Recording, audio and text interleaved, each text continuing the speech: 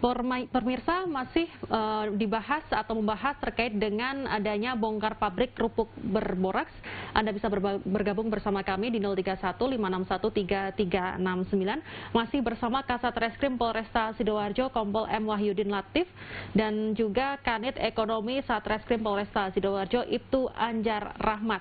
Saya ke Pak Wahyudin. Pak Wahyudin, ini memang tadi dijelaskan bahwa ada ditemukan 3,9 ton kerupuk tahu siap edar berboraks di Sidoarjo, dan ternyata tersangkanya ini tidak mencampurkan tersebut di pabrik aslinya, tapi berdasarkan sub-sub pabrik yang dia buat begitu. Apakah hanya pabrik tahu saja yang ditemukan atau seperti apa ini, Pak? Ya, jadi seperti yang sudah kita sampaikan tadi di awal, bahwa memang untuk khusus merek Cap Gajah Tunggal ini adalah khusus memproduksi kerupuk jenis tahu ya, kerupuk tahu. Yang mana kita cek pada waktu di TKP juga memang itu hanya kita temukan kerupuk tahu yang siap edar gitu. Ya, juga dengan adonan-adonannya dan juga dengan bahan-bahan dasarnya. Oke, jadi selama ini masih ditemukan kerupuk tahu itu sendiri. Tahu aja. Oke, saya ke Pak Anjar. Pak Anjar, untuk pengembangan kasus ini seperti apa kelanjutannya ini nantinya? Ya, tentunya kita penyidik sedang melakukan pengembangan pendalaman terhadap peredaran kerupuk siap edar ini yang mengandung borak.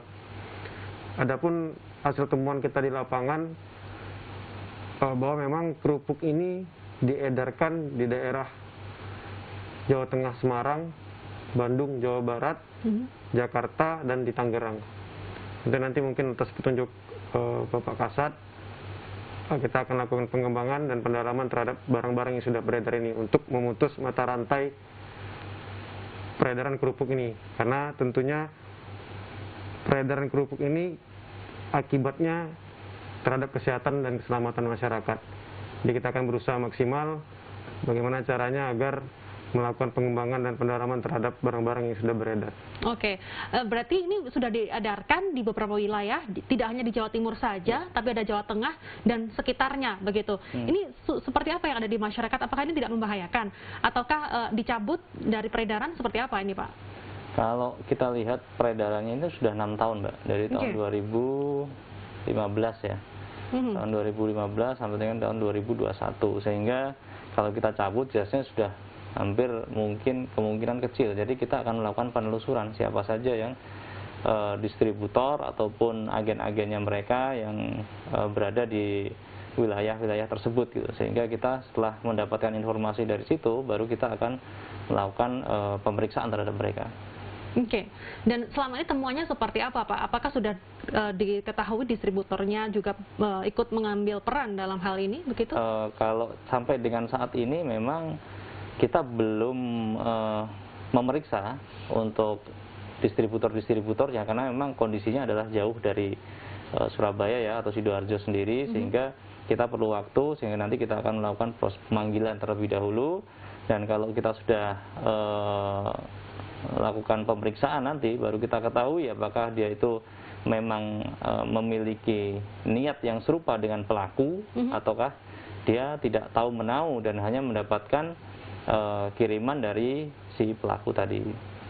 Untuk pasal sendiri ini akan dijerat pasal berapa, Pak, untuk kasus ini? Untuk kasus ini kita akan kenakan di pasal 136 atau pasal 142 Undang-Undang RI nomor 18 tahun 2012 tentang pangan, atau pasal 62 ayat 1 Undang-Undang RI 8 tahun 99 tentang pelindungan konsumen dengan ancaman pidana 5 tahun penjara. Dan ini baru 2 tersangka?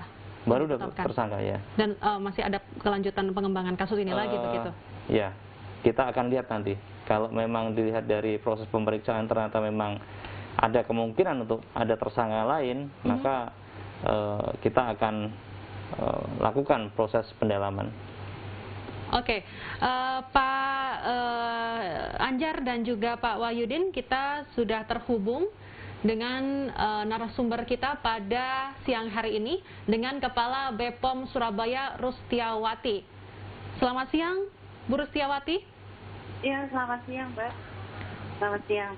Baik, Bu Rustiawati, ini berkaitan dengan adanya temuan yang dilakukan oleh Polresta Sidoarjo, ditemukan sebanyak 3,9 ton kerupuk tahu siap edar di Sidoarjo ini, Bu. Kerupuk ya?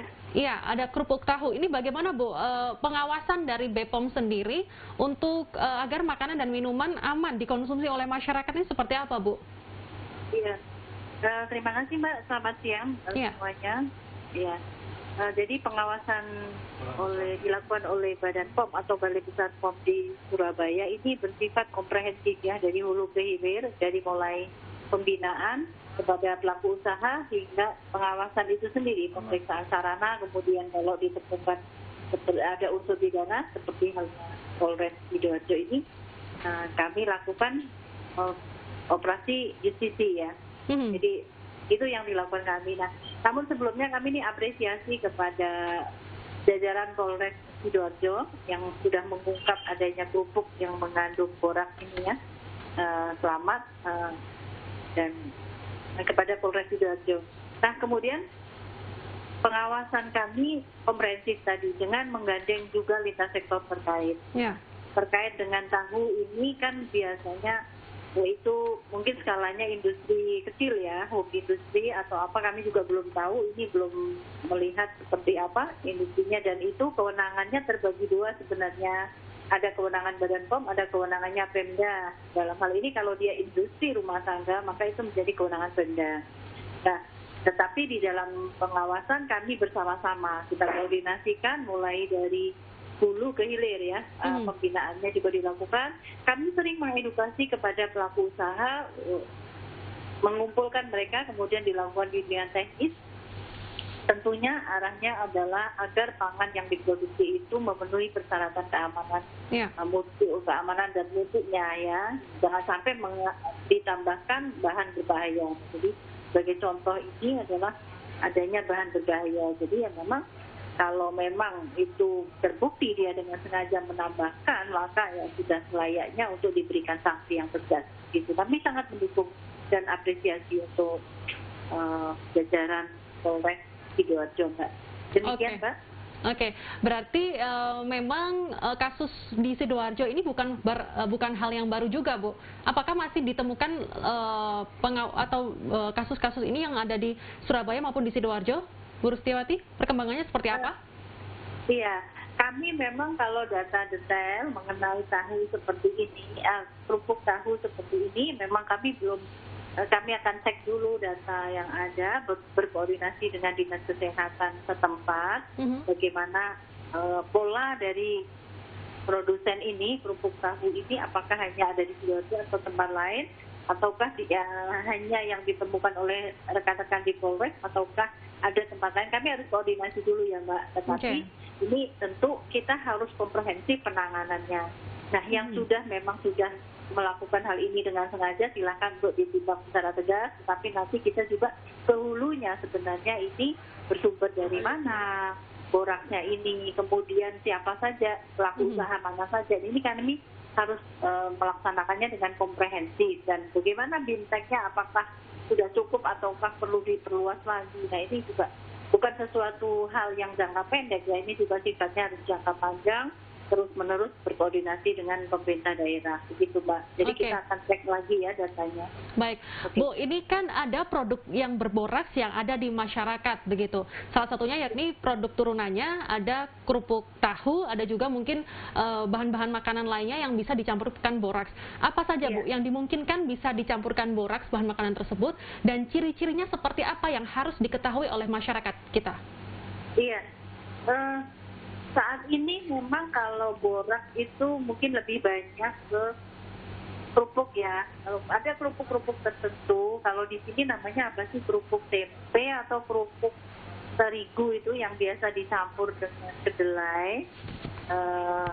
Itu ada yang menamakannya kerupuk tempe gitu, ada kedelai-kedelainya begitu. Terus juga ini mungkin kerupuk tahu.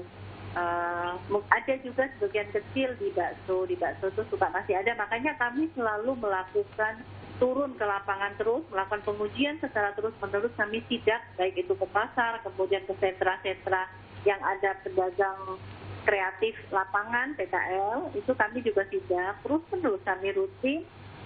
Hanya terkendala mungkin ini karena pandemi COVID kami mungkin agak frekuensinya agak menurun, tetapi kami tetap melakukan pengawasan.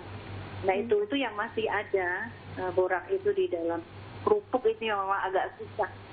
Susah Mbak ini. Oke, berarti harus bekerja keras ya untuk bekerja sama dengan BP POM maupun juga pihak-pihak kepolisian untuk sidak dari turun ke bawah langsung ke masyarakat begitu. Betul, ya Bu ya?